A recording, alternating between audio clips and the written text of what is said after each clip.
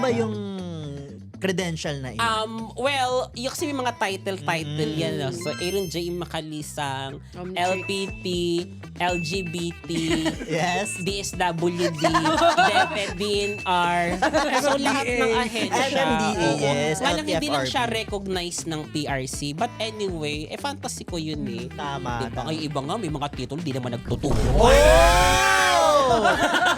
Sino ba yan? Mali! Sino ba yan? Diyos ko, yung ibang mga ano dyan, nagtatrabaho sa pamahalaan, sa masawad na wala namang ginagawa. Ayan. Huwag na natin pangalanan. Bato!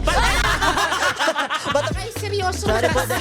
Lahat kayo graduating. Yes. Graduate Ako na nakasablay siya, na. graduate. Graduate na kayo. Pero ilang taon kayo sa college? 4 years. 4 years. O talaga, hindi halata na you are intellectually capable. Ayun! Kaya naka-cancel eh! Paano ba maging intellectually capable? Ano ba yung standard? Para maging intellectually capable kasi dapat babad ka magbasa. Tama. To the point na yun yung oras na ginugugol mo. So kapag hindi ka na nagtatawas, ang may baktol ka na kasi yung priority na ma-fit yung Oo. knowledge mo just like me. Yeah. So, Oo. hindi po kayo nagtatawas? It's, ano naman kung hindi? Ikaw nga walang tatay. Pero yun na. Anyway, so welcome po sa ating podcast. So, wala akong maasahan sa iyo eh. Welcome po sa second episode ng ating podcast, Over Coffee. And yeah! Very energetic, oh! Apo, bago ang lahat, formal po muna ako magpapakilala. Isang makasaysayang araw po sa inyong lahat. At my name is Aaron Jai Imakalisang, Sir Jai Marie. Your favorite teachers, favorite teacher, and your Gen Z guru ng bayan. At ako rin po ang pet peeve ng mga highly conservative na teachers. And then kasi nga, anyway, since this is the second episode of ang daming mga nangyari behind the scenes. Siguro kasi syempre yung podcast na Over Coffee talagang prestigiyo. So Wala bigating namang ganun sa podcast in an alternate universe. So dapat yung kinukuha nating mga guest, diba dapat at least may credential, which is Bigat. ako nga. Oo. Parang dapat mga bigat. As a humble person myself. Ayan na pala yung hum is And then, ball. pakilala mo na siguro ako. Isa po ako Ayan. college instructor, hindi po ako professor. And also, I'm a cloud chaser na guro ng bayan sa internet. Ako rin po siguro yung pinakamasikip na guro sa buong Pilipinas. Wala Ay, rin yun ang po akong masikip. tatay. Oh. Neglected sa family. That is one of my biggest credentials in my life. And at the same time, isa rin po tayong Beyblade Olympian. An Omnitrix holder. Panisip. Yung mga prof niya, walang ganyang credential. Wala, Ano ba diba? yung credential na yun? Well, yung kasi may mga title yan. No? So, Aaron J. Makalisang, Omnitrix. LPT, LGBT, Yes. DSWD, DepEd-DNR. So, lahat ng ahensya. MMDA, yes. Walang hindi lang LTFRB. siya recognized ng PRC. But anyway, fantasy ko yun eh. Tama. Diba? Ay, iba nga, may mga titulo, di naman nagtuturo. Oh! Sino ba yan? Mali! Sino ba yan? Diyos ko, yung ibang mga dyan, nagtatrabaho sa pamahalaan, sa masawad na wala namang ginagawa. Ayan. Huwag na natin pangalanan. Bato! Bato-bato sa langit. Ay, matawan, Mali. magbagan. Oo, bato-bato sa langit. Oo. Tama. Kilala niyo na Kevin. Oo. Asa na tayo? Ayan, kung magiging kape ka, anong kape ka? Kung magiging kape ako, siguro I'm gonna go with, kasi ayoko ng mga paburgis na, kasi I'm a pick me girl. I'm rare, by the way. Ganda. Asa bilang guro sa kasaysayan, kasi nag-social sciences ang tinuturo natin at dapat dinidecolonize natin. Tama. Yung mga kaluran ng kaisipan, dapat tinatapon na natin yung mga teorya na hindi galing sa atin. Yung mga itinuro sa atin ng mga kolonyalista at mananakop ng mga Espanyol. So, hindi ko pipiliin ng kape tulad ng Spanish latte. We decolonize. Mali! Siguro, kung hindi man, siguro ayoko rin ng Americano. Tama. Siguro, I'm gonna go with sea salt caramel. Ay, taray. Ano ba ang sea salt caramel? Di ba siya foreign din? Foreign ba rin ba siya? Opo. Sige, ano na lang, kahit ano na lang ako. 3-in-1 na lang. Yes! Oo, copy ko. 3-in-1. Pwede ba magbanggit ng ano? O basta yung... Copy ko. Alam niyo kasi na doon copy ako ko. sanay sa copy ko. Tama. Oo. Na kape. Tapos yung baso na ano. Yung may baso- copy ko pa na... May Nescafe pa na parang napunit na yung sticker na parang antibay nung ng mismong salamin. Yes. Oo, ganun yung mga aesthetic ng kape ko. Nasira na yung hawakan, sir. Kaya nakagalit Kasi- ka. I don't believe na parang yung pagkakape kasi for socialization, for sa mga mayayaman, hindi. Ginagamit din natin siya bilang forma ng pakikipag-usap sa mga bagay-bagay. Tama. Ang mahal-mahal ng binibili mo tapos konti lang yung taong nasira ninyo. So parang Dapat madami. sabayan ko. Halimbawa, Kailangan kung 75 ang kape, at least dapat mga maka 20 kayo na nasirang Correct. tao. Kumbaga Magkano ROI. Oo, ganun. that's the politics of having a coffee with So, ang someone. sisiraan na tao natin today ay... Lahat ng mga wala dito. Oo, damay ng mga ka, umalis. Parang kailangan din naming magpakilala. Sige, magpakilala muna kay mga kapatid. Ayan, ako naman si Zol Brilliance Bautista, isang fresh graduate. At kung magiging kape ako, yung kapeng matapang. Yes. Bakit kaping matapang? Yung kaya kang paglaban. Okay. Yes. Bili nga po. Yung kaping matapang. Yung kaping matapang. Na kaya kang paglaban. Sige, Tapos ang tara usapan. dito, 1v1 tayo. Sundukan pa. Kaming matapang. Subukan mo ako ngayon. Subukan na charot lang.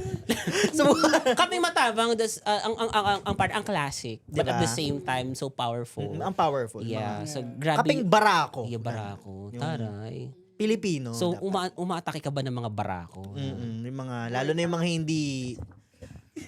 Sige. Pag ikaw... Hindi na siya Sabi ko sa nakapagsalita. episode 2 pa lang tayo. MTRCB talaga tayo sa ginagawa. Charot lang. Si ma'am, Queen. Ano, sir? Ayan, ako po si Rina Wakit, also from Assortage. Ayan, kung ako yung magiging kape, I think kapeng barako din, pero may creamer tsaka sugar. So parang 3-in-1. ginaya mo siya pero nilagyan mo ng bago. At sana Oo, sinabi sir. mo na lang, Ctrl-C, Ctrl-V. Hindi, sir, gusto ko, mas ganun ako eh. So parang Kapeng gusto... Barako Pro Max. Tama, Oo. tama. Pero gusto mo ikaw pa rin yung nakakaangat. Tama. Parang gano'n. Sige. Totoo. Gentrified. Kasi nga, ano nga kayo, mga burgis. Mga, Uy, mga, hindi! tigil-tigilan niyo ako mga peti. Sige. I'm not English, halata kaya. Yeah, oo. But I get your point kasi. Yeah. Come on, napilit. Sige. Yes, Queen. Ako gusto ko na... By the way, I'm Jeff from Assortage din. I'm also a graduating student from PUP. So, Lahat kayo graduating. yes. Ako nakasablay na. Graduate. Graduate na kayo. Pero ilang taon kayo sa college? 4 years. 4 years. O talaga, hindi halata na you are intellectually capable. Ayan! Kaya naka-cancel eh! Paano ba maging intellectually capable? Ano ba yung standard? Para maging intellectually capable kasi dapat babad ka magbasa. Okay, tama. To the point na yun yung oras na ginugugol mo. So kapag hindi ka na nagtatawas, ang may baktol ka na kasi yung priority na ma-fit yung Oo. knowledge mo just like Correct. me. Yeah. Halata So, naman. hindi po kayo nagtatawas? It's, ano naman kung hindi? Kung nga walang tatay, pero yun na, mali! Kaya ngayon nakilala na po namin ng isa't isa. Wala pa yung kape, sorry. Wala pa yung kape. Ano kape ka ba? Anong kape ka Ang ba? kape ko ay siguro 3-in-1 din, pero sana mas lamang yung kape kaysa sa creamer. Bakit? Kasi mas gusto ko mas nalalasahan yung caffeine. Yung caffeine. Saka So, anong ilang sugar level ang sayo? mga 25 lang. 25. So, pag bumibili ka sa sari-sari store, Nescafe 20% sugar lang. Yeah, ganun. Pabili nga po ng 3-in-1, 25 yung mas sugar. lamang yung kape. 25% yung Diyos ko. Saka mas gusto ko yung hot na kape kaysa sa cold. Ikaw, Maselan siya. kumbaga, mahat. So, parang, bakit? Parang mas nakaka-boost siya ng energy. Patingin nga nang nabuboost yun. Di mo na lang sabihin nagtatay ka kasi sa malamig. Dami ba sinasabi? Sabi sa paarte lang. Ikaw, anong sugar level mo? Ako, sir, yung regular. Tapos kung hotter ice, hot Maria Clara. Understand, Ikon. Understand. na ba yun? Ay, na pala yun. Diyos ko. Ganyan yung mga natututuhan ng mga kabataan ngayon. Ikaw, ano sugar level mo ko sa kanin? Full 100. Full 100. Yes. Dapat yung sobrang tamis, yung parang, diabetes na yung sushi. Ganun. Oo. Ganung level Ikaw ba, dapat. sir? Anong sugar level mo? Yes po. Di ba ganun sa mga yung mga sa social anxiety sa mga coffee shop. Oh. What's your sugar Yes level? Level 1. For here or Level for to 1, Diyos ko, go? ba't Yes. no? Hindi mo alam yung sasabihin. So, minsan ganun ako na kasi nga dahil hindi nga ako sanay sa mga ganyan-ganyang klase ng buhay, no? Talaga minsan nagkakamali talaga ako. One time na ako sa MRT, sa may tren, talagang nagpanggap ako na ay, alam ko. So one time, hindi ko pala napasok yung keme. Ay. Tapos napahiya talaga ako. Ginawa ko talaga. Tumalon ako dun sa... tumalon ako dun sa hagdan. Is this true story po? Nahiya. Oo, true story. Hindi once upon a time, mamatay ka man. Sabi nila. Nasa namatay? Naliligaw na Ano lang. ba talaga gagawin natin? Ayan, so si AE po kasi ay nag-prepare po ng Google search to get to know you better. So, nasa na po So ba? yung mga, nasa-search na ba ako sa Google? Oo naman. Oo, hindi. Parang hindi You're so naman. relevant kaya. Parang hindi naman ako nasa-search sa Google sa XOO. Ay, wait. Ayan. So, ito yung Google search questions natin. Ang gagawin ni Sir ay tatanggalin lang yung first question. Ayan. So, Okay, pwede so alin dyan kahit saan? pwede yung una, Sir. Sige, pwede yung una na lang. Sige. Ayan. Who Who is Jay Jai Marie? Marie? Who is Jai Marie? Jai Marie is guro ng bayan yan. Okay? Gen Z yan. Pero kasi hindi naman talaga ako Gen Z na hard. Ginawa ko na lang siyang personality. Number one, kasi Gen Z naman talaga ako. Pangalawa, para makalapit ako doon sa mga bata. Para mas mag-gauge ko yung kultura na mayroon sila. So I need to study more yung mga kabataan na kapwa ko. Nagpapa-special project ba ako? Ang sagot ko po ay, walang ibang paraan para tumaas at pumasa ka kung hindi mag-aral lang mabuti. Hindi ako nadadaan sa kung ano-ano. Ngayon, punta naman tayo sa... So yeah, let's move to the next question. Ayan. Our next question is... What is- WKWK? Okay, actually, mahabang explanation ito. From kabalbalan to over-intellectualize na parang gusto ko na siyang seryosohin. Okay, yung WKWK kasi, yan, galing yan sa mga Indonesians. Yun yung parang haha nila. Every time parang nagko-comment sa Facebook. Before kasi, I'm a pageant fan, so kasali ako sa mga page ng Ay, mga wow. ng mga pageantry, kineso. Tapos doon nagwawarlahan yung mga Thai, yung mga Philippines. Kasi nga sa pageantry, ang tatapang ng mga ng ASEAN, di ba? Yes. Tatapang ng mga ganyan. So naglalaitan hanggang sa makikita mo yung pattern na pag 555 Thailand yan. Yes, alam na. Pag ang Indonesian WK. Ngayon paano ko siya na-adapt? Kasi yung pag ako nagtatype, makikita nyo sa mga post ko, mali-mali ang spelling. Mga Kahit nga typo. sa PowerPoint, wala akong paki sa spelling. Basta naiintindihan ng tao yung mga pinagsasabi ko, saka ako na lang pinoproofread kapag napansin ko na mali yung spelling. Kasi nga, mabilis ako mag-type. Hindi ko na siya binubura, hindi ko na siya ini-edit. Minsan na lang. Dahil mas malapit sa kamay ko yung WKWK, nasanay ako na pag natatawa ko WKWK, hanggang sa kahit hindi na ako natatawa, naging default ko na siya na gamitin. As comment, ganyan-ganyan, as post doon. Tapos, nung nag-content na ako, ginamit ko na siya lalo bilang part of my core identity and branding. Hanggang sa nag-invento na ako ng mga over-intellectualize ko. Halimbawa, ginawa ko na siyang theory, ginawa ko na siyang ideology. Sir, ano po yung WKWK theory, ganyan-ganyan. Kasi derive yan doon sa humor na naabutan ko nung nag-start na ulit ako mag-TikTok kay Alfie Bara. Yes. Yung reyna ng Zamboanga City. Doon galing yung Zamboanga method. So Yeah. parang ako, paano ko siya gagawin? Paano ako magbabrand ng ganun? Tapos ginamit ko siya. So since lagi nilang tinatanong, yung sagot ko, theory, ideology, school of thought, doctrine, Yes. framework, theoretical framework and conceptual framework, ganyan.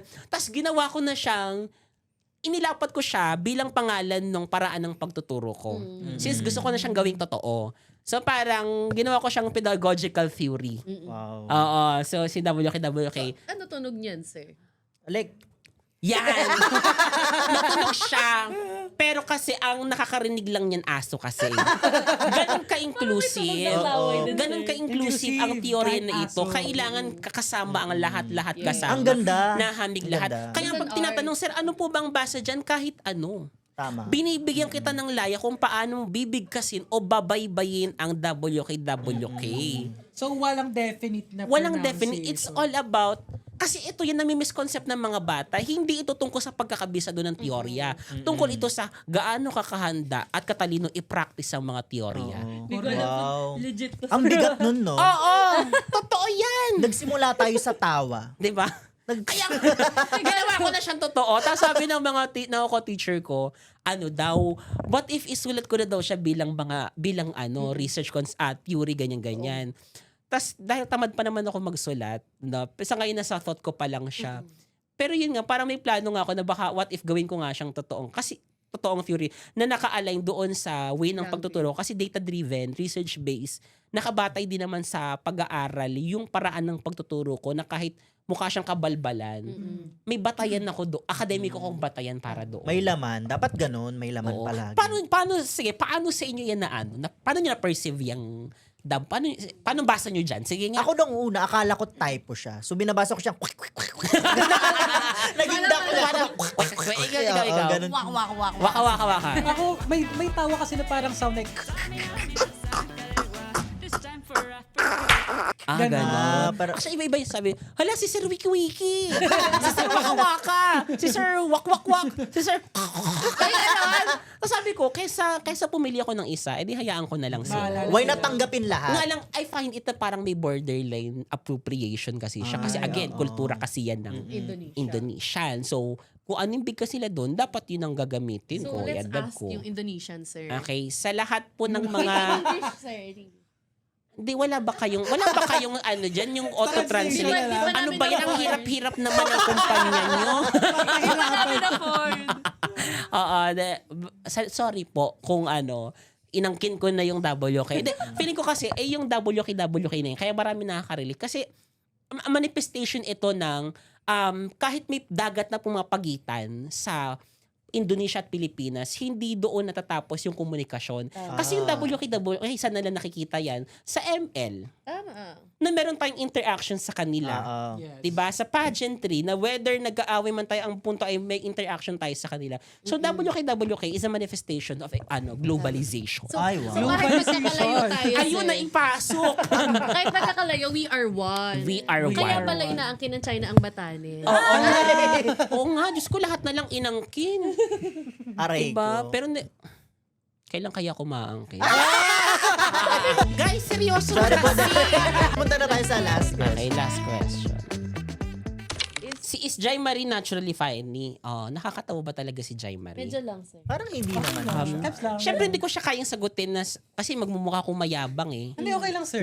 Mukha kong narcissist niya. Nakakatawa ako. Pero ayoko manggaling siya sa akin. Gusto ko nang gagaling siya sa mga bata or sa mga target audiences ko. And batay naman din sa indicators tulad ng views, ng reactions, ng mga comments.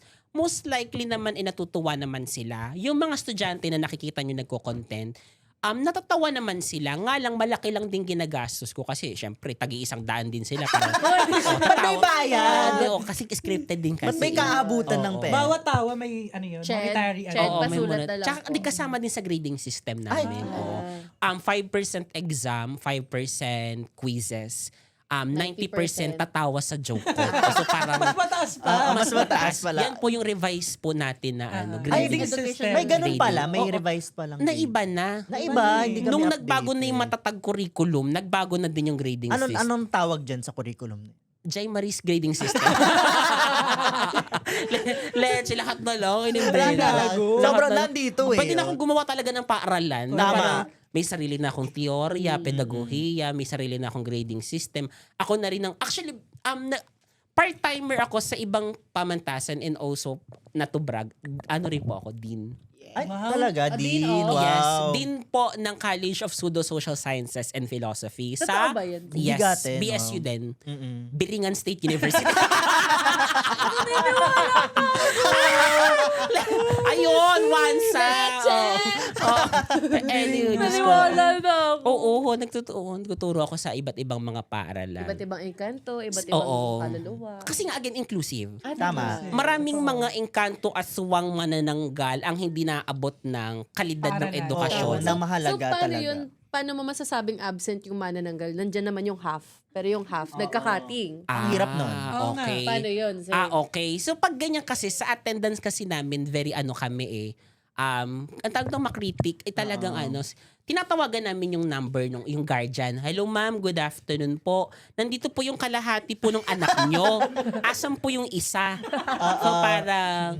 Kasi kailangan yung parental involvement Oo, dapat sa meron. pagtuturo, sa pagkatuto ng bata, kailangan magkakampi ang guro at ang parents. Hindi yan yung parang pinag-aaway. Meron yung yung nagreklamo sa pwede po ba yung natutulog po yung teacher, tapos yung anak ko hindi nababantayan, i-homeschooling mo. Diyos ko, hindi na nga nakabubuhay sahod namin, hindi na nga kami tinatrato ng makatao sa trabaho dahil sa pagiging overwork. Tapos gusto pa kaming gawing sundalo ng tapos gusto mo, wag pa kami matulog. Ano Ayun. naman yung ano nyo, sir? Kung sino ka mang parent kasi sinasabi ko sa'yo. Comment below. Hindi Ayan. natin kakagatin ng parent. Pero mga parent, magkakampi dapat ho tayo sa laban ng tama. pagkatuto ng inyong mga anak. Oo. Hindi po kami ang basta nagbibigay lang ng prinsipyo, ng katuruan. Kailangan kayo rin po ang nagre-reinforce niyan sa bahay.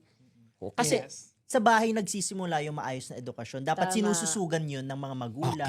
okay. Tama. Yes. Next. So, papangalanan natin lahat ng mga nanay dyan. Maricel, Ay, Okay. Teresita, Okay. sino pa ba? Jennifer. Si Jennifer. Jennifer. oo. Jennifer. Janice. Okay. Yes, oo. Ayan. Next. Ikaw, ang sagot mo. Siyempre, dapat yung frontal lobe ng isang bata na Frontal de-develop lobe talaga. tayo. Frontal Okay, lobe, so diba? very good sa sige. Maganda yung sagot mo because yung input mo is very intellectual, may basis gusto ko rin yung data-driven yung sagot mo. Ikaw mag-retake ka ha. They ask you how you are, you just have to say that you're fine when you're not really fine. Thesis defense pala. Diyos ko, naging recitation para tayo rito. Revalida pala Ko ito. to, pero kalahati lang to, Oo. nak, ha?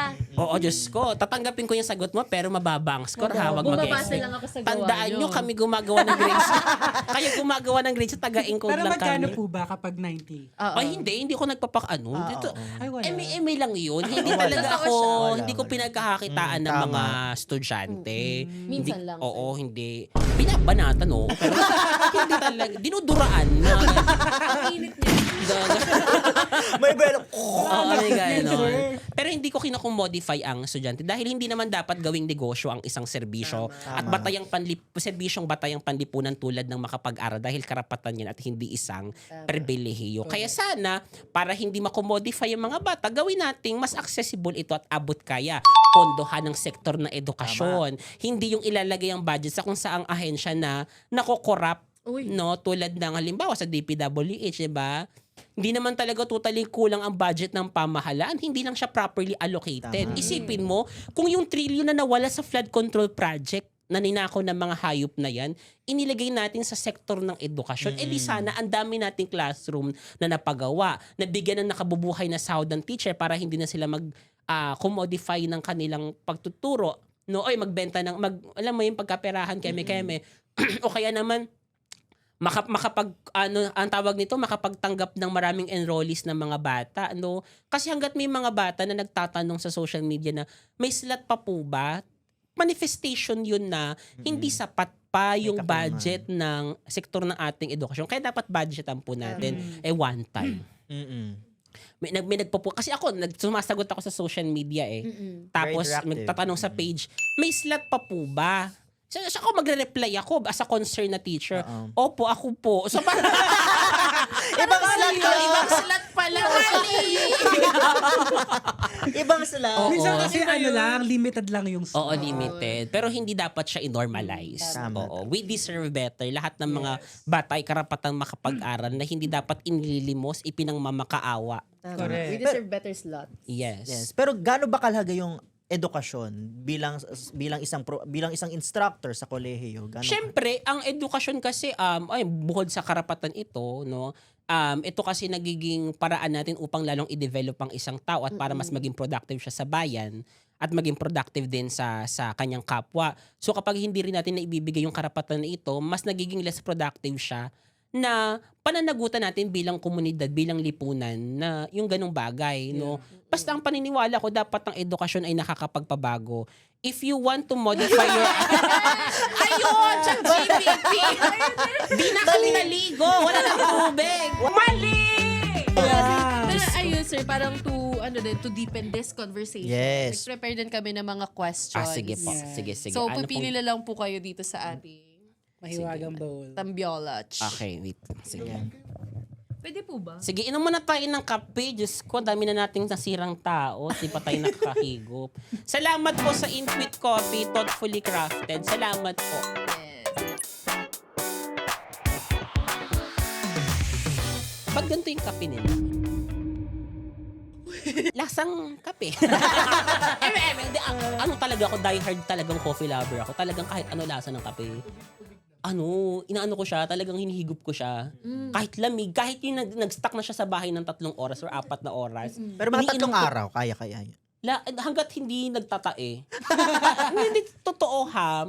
Ganon din ako sinanay ng kahirapan din kasi na ubusin mo lagi yung pinagkainan mo dyan, lahat ng mga bagay na meron ka, i-maximize mo. Kaya kahit ano lasa ng kape, sanay na sanay ako. Tama. Sir, na ano mo ba yun? Yung parang... By the way, ang sarap talaga. Oo. Kevin. Totoo nga, mamatay.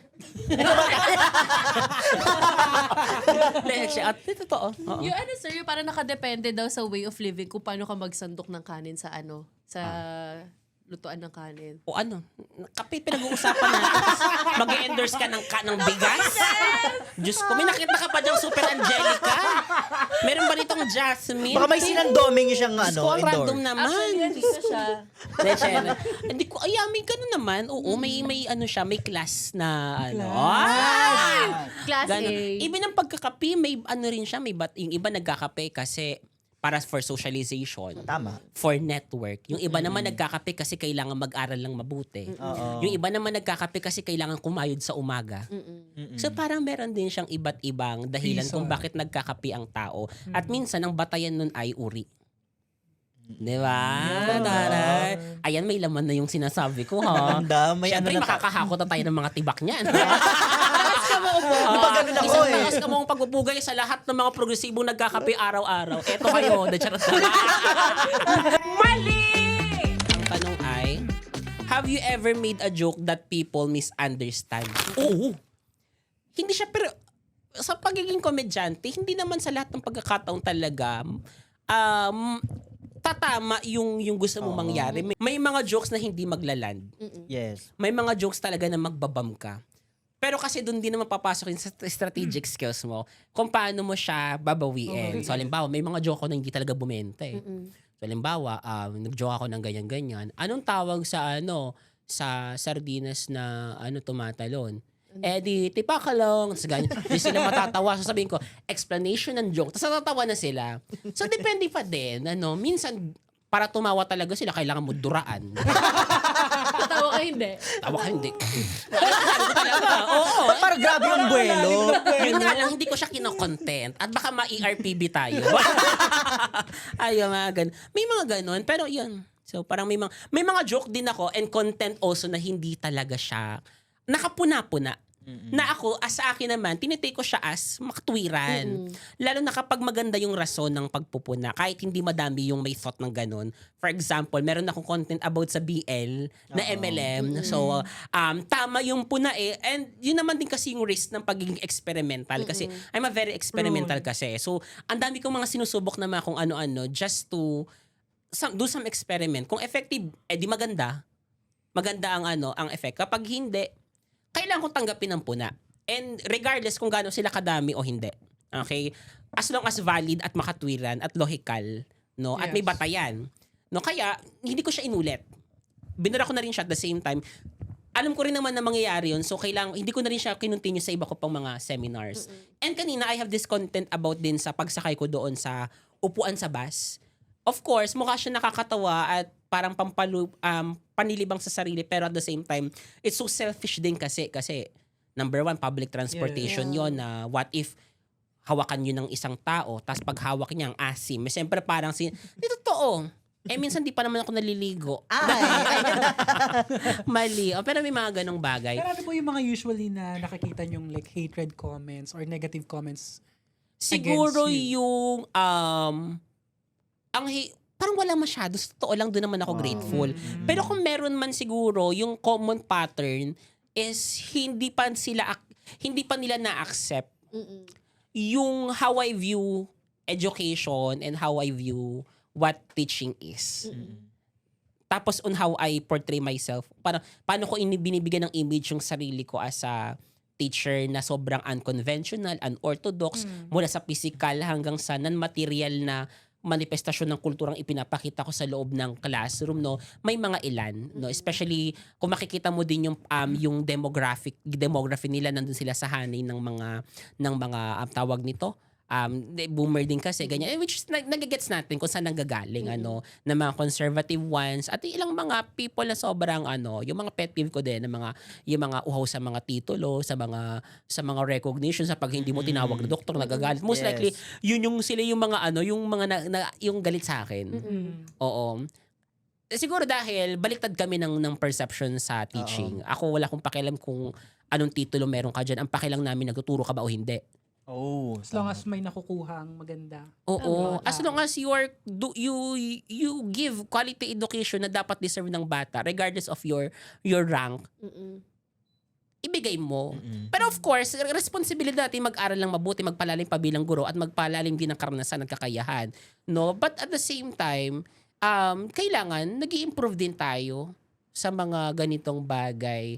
At the same time, mas open tayo sa mga pagbabago ng mundo tulad na lang ngayon na, ayan, dati bawal naman talaga to at hindi talaga siya katanggap-tanggap. Pero ngayon, bakit hindi pa rin natin tinatanggap? Gayong yung mga estudyante mismo, most of the mga faculty sa iba't ibang mga parang pamantasan, tanggap at wala naman silang say. Parang as long as wala namang kinalaman yung image ko na nakaka-apekto negatively sa mga bata or hindrance na siya sa pagtuturo ko, I don't see any problem with that at all.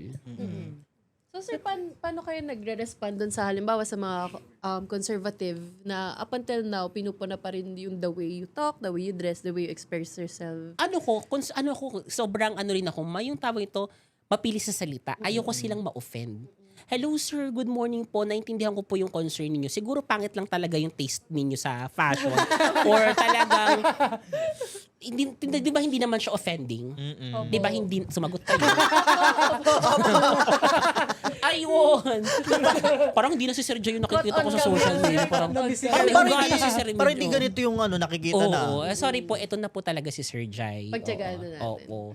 Kung nakikita nyo ako sa personal na may amoy, gano'n rin siya sa Mekan. Mali!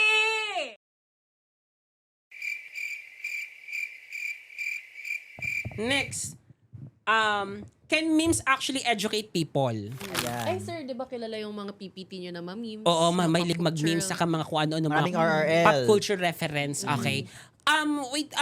Sigurado, at nabasa ko na rin naman na, may mga pag-aaral na din naman na kasi, o mga researches, mga studies, kung paano nagagamit yung mga memes sa mga political na diskurso, sa paraan ng pagtuturo. May mga research na yan.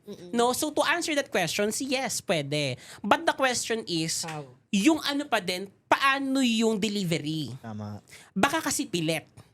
Kaya minsan nagiging form of entertainment na lang. At yun naman yung challenge sa akin. Baka kasi nami-misconcept din ng mga tao na parang dahil puro nakakatawa lang yung nakikita, ganyan-ganyan. Baka sabihin, puro entertainment na lang, wala na yung lalim ng diskurso. Na may responsibility din naman. Na ito naman yung ina-assure ko din sa lahat ng mga viewers.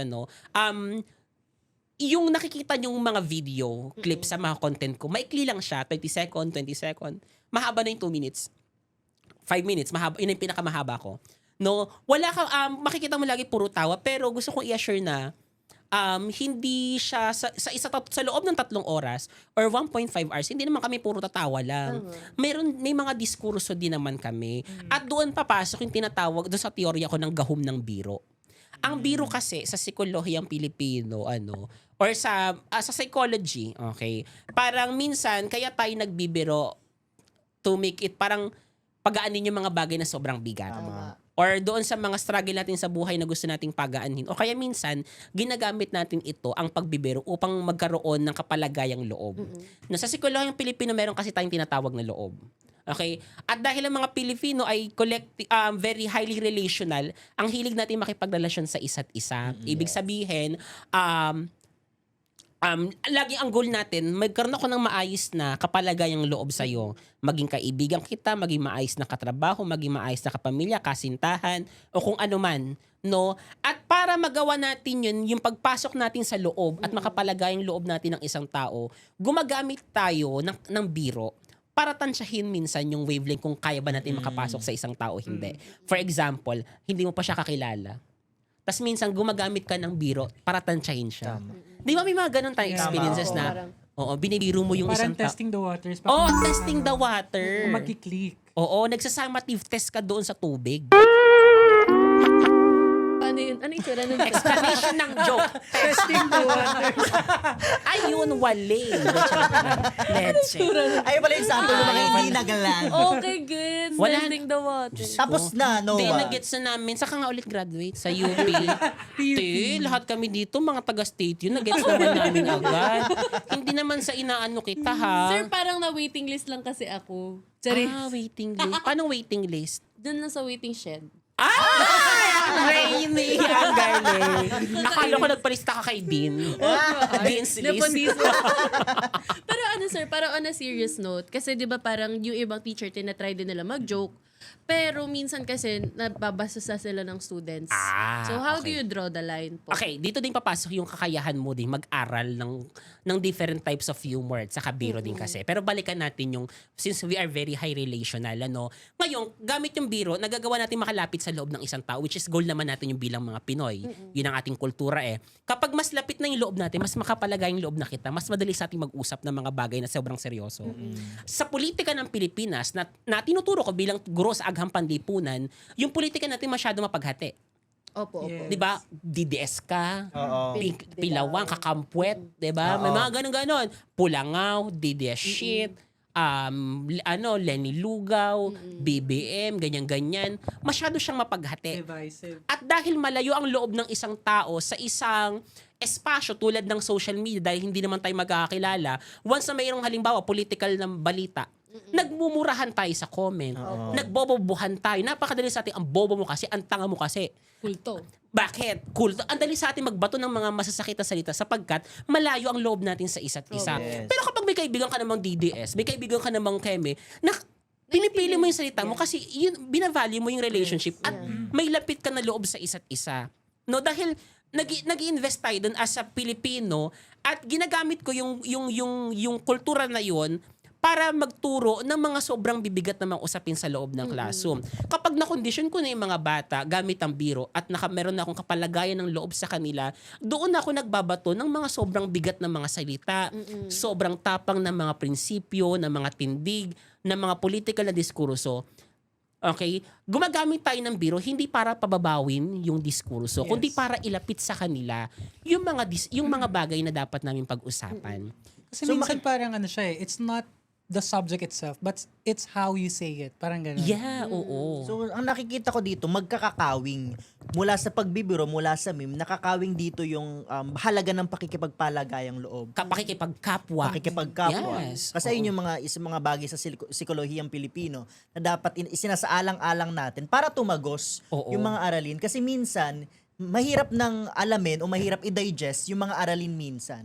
So magandang bagay po yun na natututuhan natin bilang Oo. mga fresh grads din. Di ba? Oo. Na may dahilan pala ang pagbibiro, hindi lang siya para sa content, Oo. hindi lang siya para maitawid ang klase ng masaya. Oo. May mas malalim pala itong Oo. pag-uusap. Kaya sa lahat ng mga guru dyan, rather than ilayo nyo yung gap ninyo sa mga bata, yung magkaroon ng power gap doon sa mga bata, lumapit na kayo, makipagkwentuhan, Tama. makipamuhay, sumabay kayo sa kainan, hindi para hindi para parang mawala yung relasyon, yung authority. Yeah. Pero kasi minsan yun yung nagiging pintuan at tuntungan natin kung paano mas makilala natin yung mga bata at estudyante. So parang that's the gahum of biro kasi. Name naman ng segment na to ay Sip or Spill. Ayan. So, ay, Para malalagyan na siya. Ay, walang magsisip. Ispill lahat. Yan yung maganda. Para may masisirang mga ano dito. Para may use ko yun ang silbi ng kape. Makapanira tayo ng tao. Correct, para ma-ROI natin. Ay, diba? Ayan. So, ang mechanics lang ng segment natin is may mga questions kami ibabato sa'yo, sir. And then, you have the freedom to choose if you're gonna sip or spill. So, Ayan. as we progress, no, mas nagiging controversial yung mga tanong. Yeah. Ay, sige, go. Ayan na. So, ang first question natin ay, nagmamatter ba ang age sa dating? Ay. Nagmamatter ba ang age sa dating? Case-to-case basis. Eh. Case-to-case basis? Kapag dito napapasok yung halimbawa, yung biological na bilang one of the factors, halimbawa yung minor, wala pa siyang kakayahan. Yung may mga, for example, related sa frontal lobe, yung mga ganyan-ganyan, wala pa siya talagang kakayahan mag-isip ng mas very adult na pwedeng ma-take advantage ng isang adult. No, may papasok na usapin dito tulad ng power imbalance Yes. doon sa isang relationship. So, medyo kumbaga risky siya at delikado rin siya at very violating din naman siya sa end nung isang, for example, sa minor na jojowain mo, no? Pero kung halimbawa pareho naman kayong adult, buo na kayo pareho, no? I don't see any problem with that at all. Pero paano yung mga relationship na over 10 years old yung gap? Even though Parang may kilala ko.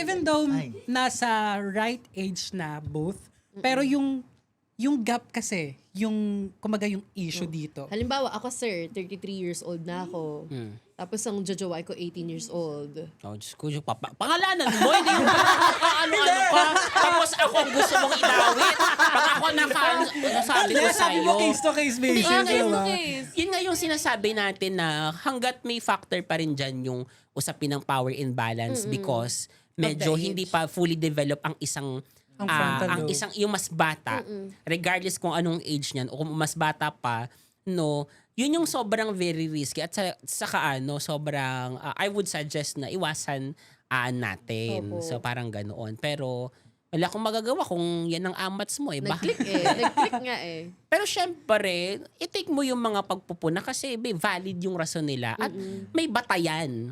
Oo, may batayan yung kanilang pag-aabot ng puna doon sa dalawang magjowa na yung Sir, kasi sa educational sector, aminin man natin sa o hindi, very kilala yung ganito mga issue. Actually, oo, totoo yan. Yun nga ang pinaka nakaka-weird, some of the institutions, ayaw nila sa mga progressive ones, na mga guro, pero Sila mismo. wala silang pake sa mga teacher na hindi nagtuturo, sa mga teacher na sexual Ayan. predator. Ayun. Na nangihingi ng sexual solicit. Oo. Sa lahat ng mga estudyante dyan, kailangan alam din ninyo yung karapatan ninyo. Saan mang school kayo nag-aaral. No, the fact na once na ang isang guro or kung sino mang taong may moral authority sa inyo, sa isang akademikong espasyo, karapatan ninyong hindi mabastos nila. So, for our next question naman, sir, sip or spill, what's your thoughts about the impeachment trial? Sisip ako, tapos sasagot na rin ako. Dalawa, pwede pala yun. Why choose one? We can choose both naman eh. Oo. Ang thought ko kasi diyan, yung away kasi ng Marcos at Duterte, produkto yan ng anong tawag nito? Identity politics no. Na produkto yan ng ganong klase ng banggaan. No, at hindi naman na siya bago. Pero wag tayong malilito, wag tayong malilili siya sa ilusyon ng nagbabanggaan ng dalawang naghaharing uri. Regardless kung ma-impeachment si Sara Duterte o si Marcos, may impeachment o hindi, si Sara Duterte, kung sino man naman nanalo sa dalawa, no, hindi naman nun mababago yung yung laban natin sa mas importanteng issue na dapat pag-usapan natin tulad ng presyo ng bilihin, sahod ng mga manggagawa, maayos na ekonomiya, mga batayang serbisyong dapat na ibibigay sa atin ng makatwiran at tama at dapat. Okay? So parang that's my thought. Kasi kailangan dumaan sa due process dahil yung talaga ang proseso, yung talaga ang doon natin makikita ang pananagutan, yun talaga ang batas, At pero wag lang tayo again malilito doon sa yung away ng dalawang makapangyarihan nag-aaring uri, kahit sinong maupo sa kanila, kahit sinong manalo sa Talo kanila pa rin sa tayo. labang iyan, talo pa rin tayo. Kumbaga, there's no lesser evil. Oo, kumbaga, yun ang goal nila eh. Pag-awayin tayo mga nasa laylayan dahil sa away nila. Para mas lalo tayong divert.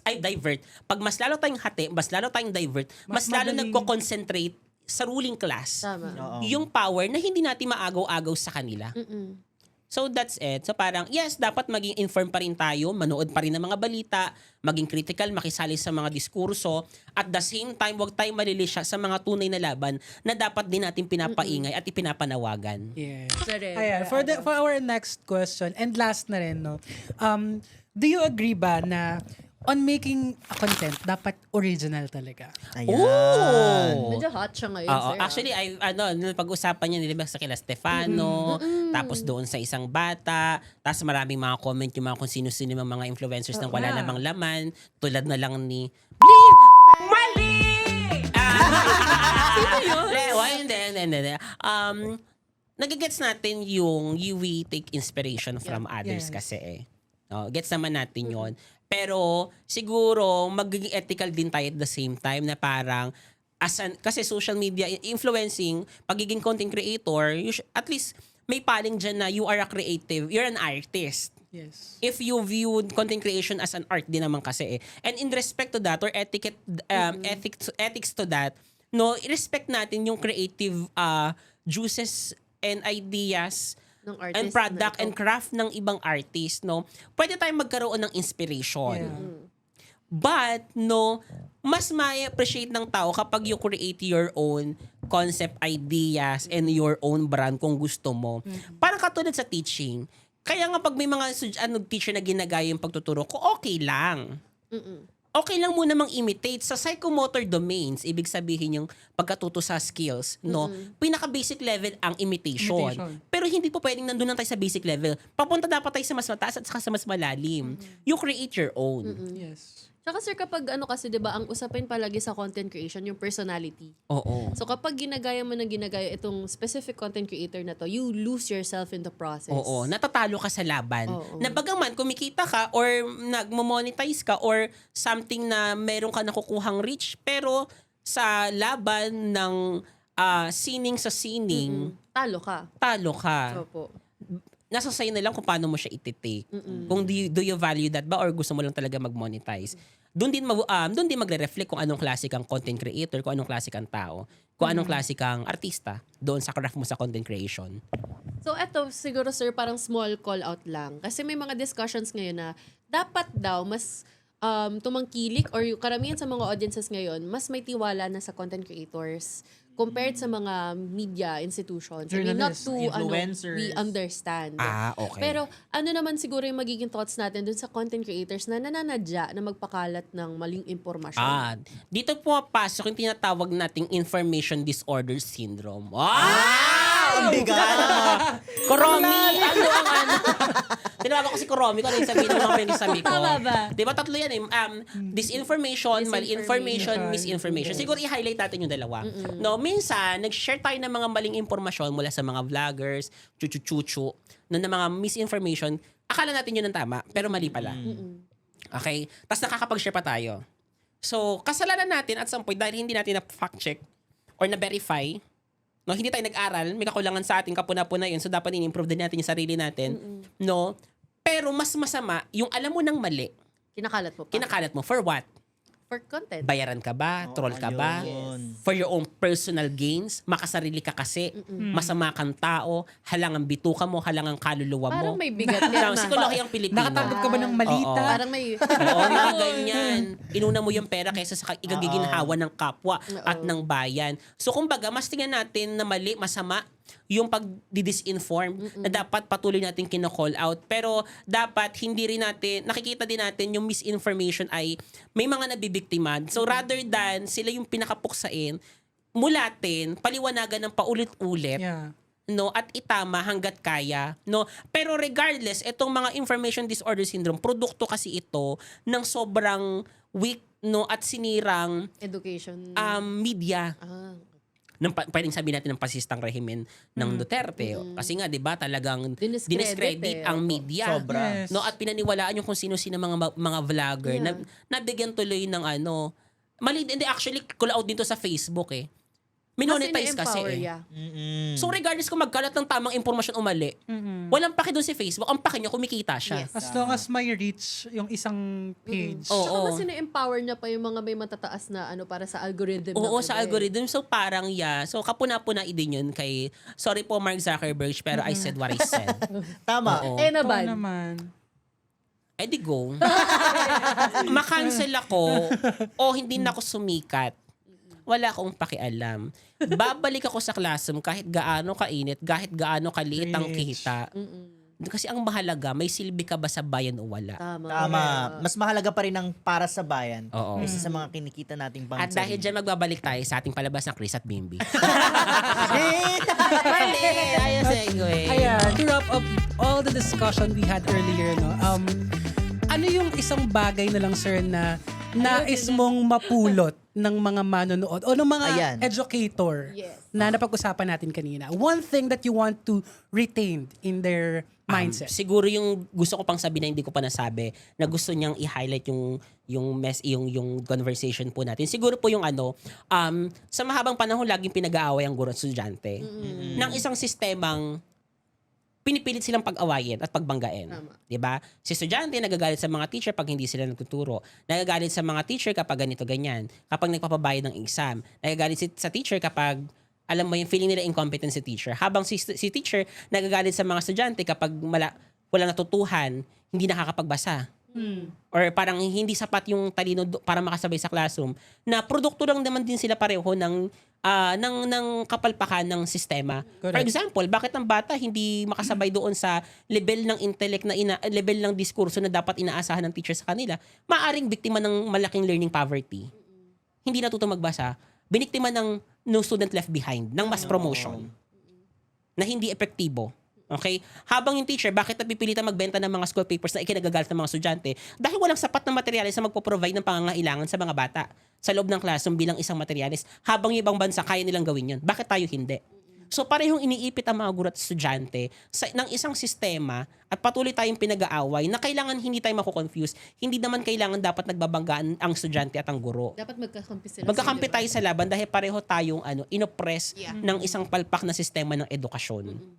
So that's my parang wrap up kung uugnay-ugnayin natin lahat ng mga nasabi ko po pasensya na kung you find it sobrang yabang or sobrang ang taas ng tingin, pero bilang guro po sa Agham Panlipunan na etong mga nasabi ko ay galing din naman sa mga natutuhan ko sa iba't ibang mga tao, sa iba't ibang mga co-teacher, no? Yun po yung mensahe na gusto nating sabihin. Sana rather than i-take nyo to na parang bashing sa inyo, i-take nyo to sana bilang isang pagpupunan na seryoso kasi itong usapin, no? Na hindi matatakpan ng pagko-content ko, ng pagbibiro ko, ng pagpapatawa ko sa internet, yung mga seryosong issue na nakikita at araw-araw na danas ng mga guro at estudyante sa isang paaralan, sa isang kolehiyo o sa isang pamantasan. Yes. And I thank you. Yes. Ayan. Oo. At syempre, no, syempre kami as a student din, as a graduating student, it's very essential na nakikita rin namin yung perspective ng isang Yeah. guro. Syempre, kumaga, as a student kasi may mga sarili ring struggle. Yes. May mga talagang problema rin na nararanasan. Pero ayun, it's kind of refreshing Yeah. na marinig ang perspective ng isang guro. Kung saan nga ba sila nanggagaling. Ikaw naman. At saka it's also nice, no, na kahit na may mga light banters po tayo, nabibigyan natin ng mas malalim na pagbibigyan ng emphasis. True. Kung ano nga ba talaga yung pangangailangan ng Sana may educational mauga, system. ano? Sana Sana may mauga. Opo, kasi nakaka-frustrate siya, sir. Like, Totoo. mula elementary ako hanggang ngayon, gagraduate na ako. Patuloy pa rin pinag-uusapan yung educational crisis. Oo. Na hanggang ngayon, hindi ko po alam kung may improvement, pero Actually, parang palala ng simula na palala. ma-formalize ang edukasyon. Noon pa talaga siya, palpak. Noon pa siya talaga walang silbi, Opo. yung eduk system natin. So, bakit nagpapatuloy siya? Kaya sa lahat ng mga kabataan at Gen Z, bumuo tayo ng lipunan na makapagbibigay tayo ng kalidad na edukasyon na deserve na magiging anak natin. Tama. At kapag hindi natin naibigay yun sa kanila, yung lipunang pangarap natin para sa kanila, yun ang unang kasalanan natin sa mga anak natin bilang magulang. Tama. Ayan, ikaw naman, Quezon. Ako kasi siguro nakita ko yung kahalagahan ng pagiging lubog sa mga isyong panlipunan, lalo na sa aspeto ng edukasyon. Kasi bilang mga scholar ng bayan at bilang mga mamamayan din ng Pilipinas, mahalaga na alam natin yung mga nangyayari. Hindi sapat na nadanas True. natin ng True. mga bagay bagay na ito. Dapat nagsasalita din tayo. Dapat ginagamit natin ang platform natin. At bilang content creator at bilang isang guro ng agham panlipunan, magandang na itatawid yung mga ganitong bagay. Yes. Ako nakita ko yung kahalagahan ng paggamit ng pagbibiro at paggagamit ng content upang maitawid yung mga ganitong klaseng issue. Upang mailapat sa publiko, mailapat sa masa. Kasi sa pamamagitan nito, mas madaling naiintindihan. But anyway, ang ganda ng sagot nito eh. Ang solid din ang sagot mo. Ikaw mahiya ka naman sa mga katabi mo, utang na loob. Akala ko ginagano na ako eh. Akala ko binawi na yung kanya. Akala ko nandun na Diyos siya. Medyo So, ganun paano pa yun? pala. Sinong, kumaga kung irarank mo kami sa answer, Oh, yun paano naman. yan? As panelist. Panelist. Finalist. Hindi, ayoko naman na nag-ano, kung nagko-compare ako ng mga Tama, bata, pero ang husay ng yung conversation, andyan ka, tas ikaw ang galing mo din, pero nandyan ka. Ang mahalaga yung show up. Oo. Yan ang mahalaga. Talaga, Butters. Tapos ikaw pa Pwede ba mag-take two? ang mahalaga na nagpakita ka. Dahil may mga senador nga na hindi. Ayan! Ano,